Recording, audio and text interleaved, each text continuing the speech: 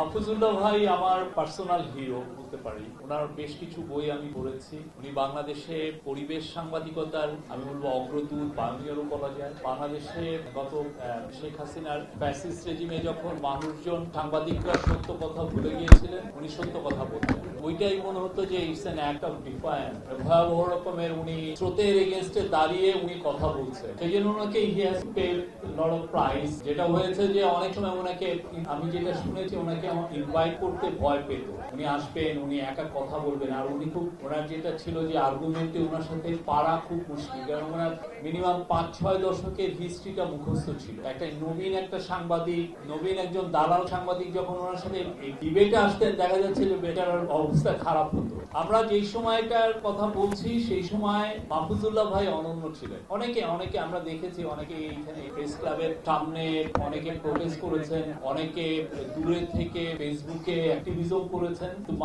মাহফুজুল্লাহ ভাই খুব সামনে থেকে টিভি ন্যারেটিভ যেটা তৈরি হচ্ছে সেটাকে উনি কনফ্রন্ট করেছেন। উনি যে সাকসেসফুল কতটা হয়েছেন সেটা পরের বিষয়, তো যে উনি যে ডিফাই করছেন, আমি জানি না আপনার ন্যারেটিভ আমি নিব না, যে ন্যারেটিভটা ইম্পোজ করতে চাচ্ছেন আমি সেটার মধ্যে ফ্ল দেখছি, সেটার মধ্যে ভয়ঙ্কর রকমের দুর্গন্ধ দেখছি। এটা যে বলে ফেলা, এটা তো বাংলাদেশে মানে সত্যিকার অর্থে মেরুদণ্ডওয়ালা সাংবাদিক পাওয়া খুব মুশকিল। আর বাংলাদেশের ইতিহাসে সাংবাদিকরা সত্যিকার অর্থে পাওয়ারফুল পিপলের সাথে কলিউশনের হিস্ট্রিটাও খুবই বাজে। আপনারা দেখেছেন বছরের পর বছর সাংবাদিকরা ডিইউজে, বিএফইউজে বিভিন্ন সাংবাদিকদের ওনারা লিডার হয়েছেন। একটা হয়তো একটা ভালো প্লট পাওয়া যাবে। আমি ইনকাম করে তো অত টাকা কামাতে পারবো না, আমার মেধা দিয়েও আমি সেই জায়গায় যেতে পারবো না। তো বেস্ট ওয়ে হচ্ছে যে দেখি না রুলিং পার্টির সাথে আমরা একটা দোসর রুলিং পার্টির কাছাকাছি আসি, এসে তার থেকে কিছু আদায় করা যায়। আমি একজন সাংবাদিক লিডার, আমি শুনেছি উনি 150 কোটি টাকার